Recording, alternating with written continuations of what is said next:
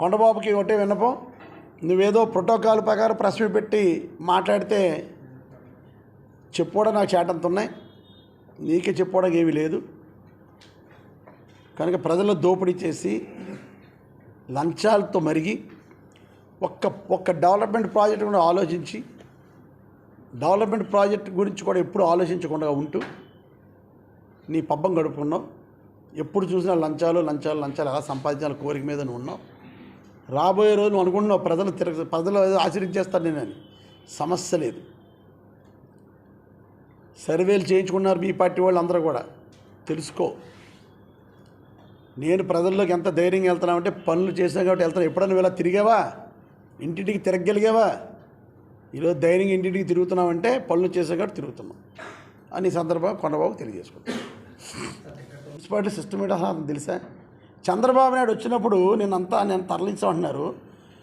చంద్రబాబు నాయుడు వచ్చినప్పుడు జన్మభూమి వారోత్సవాలను జరిగి తెలుసా మీకు? చిన్నపిల్లలు ఉంటారు అప్పుడు మీరు ఎక్కడితో ఉంటారు నాకు ఉద్దేశం.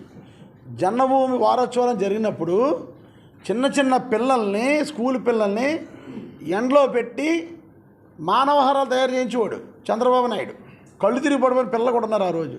మేమేదో నేను స్కూల్కి సెలవు ఇచ్చాం అని నేనేదో విమర్శించాడు. అవసరం అయితే తీసుకుంటాం, సెలవిస్తాం. ఆ సెలవుని ఆదివారం పెట్టి కంటిన్యూ చేసుకుంటారు. స్కూల్ వాళ్ళు ఏమి కోర్సు ఏమి నష్టపోరు పిల్లలేమి. మేము చంద్రబాబు నాయుడులాగా జన్మభూమి హారాలు పెట్టి మానవ హారాలు పెట్టి ఎండల్లో పిల్లలు మేము బాధ పెట్టలేదు, చేయలేదు సార్. పెన్షన్లకి ఇంటికి పంపిస్తున్నాం ముసలి వాళ్ళకి. అదే తప్పితే చంద్రబాబు నాయుడు లైన్లో పెట్టి పెన్షన్లను మేము బాధ పెట్టలేదు. ఓకే, ఏదైనా ఇందాక పవన్ కళ్యాణ్ అడిగారు, ఎవరు వచ్చినా రెడీగా ఉన్నాను. సో నేను ఒకటే చెప్తున్నా, కాకినాడ పట్టణంలో గాజు గ్లాస్ ఉంటుందని నేను భావిస్తున్నాను. గాజు గ్లాస్ అన్నది లేకపోతే పవన్ కళ్యాణ్ నా మీద చేసిన విమర్శల్ని అతన్ని వెనక్కి తీసుకున్నట్టు లెక్క అని చెప్తున్నాను ఈ సందర్భంగా.